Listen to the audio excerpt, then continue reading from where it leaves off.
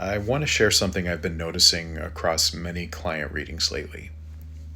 These are different people, different charts, different life situations, and yet the same emotional themes keep showing up. I suspect many of you may be feeling this too, even if you can't quite name it. A lot of people are right now are in what I'd call a threshold space. They're not falling apart, they're not starting over, they're sort of standing in between identities. What used to define you doesn't quite work anymore, and what's next isn't fully clear yet. That can feel really unsettling, especially if you're someone who's used to being capable, in control, responsible, clear headed.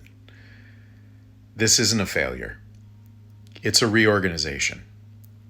I also want to name something important here.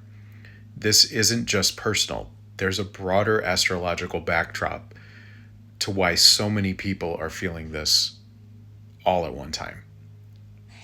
Right now, we're in a period where planets associated with structure, Saturn, and meaning, Neptune, are overlapping. In simple terms, the frameworks that once told people who they were, what to strive for, how we should measure success, those are dissolving, and new ones haven't fully formed yet. At the same time, there's a longer shift happening around this idea of authority. You can see it in the political environment around us. More people are being asked to locate truth and direction internally, rather than relying on external roles or direction or expectations or the institutions that are in play to define them. That combination creates a very specific emotional landscape. People may not feel as dramatic, it's more sobering. And not necessarily feeling lost, but unwilling to pretend that things are the way they were. So if your life has shifted, if things feel strangely stripped down, that's not random. It's a collective moment of recalibration. Another strong theme that I'm seeing is emotional simplification. What I mean is people are craving fewer inputs, fewer obligations, fewer emotional negotiations, whether that's with others or with social media. Pulling back doesn't mean you're failing at life. It often means you're listening to your inner voice. You're listening to yourself. Underneath all of this is a deeper theme: self-authorship.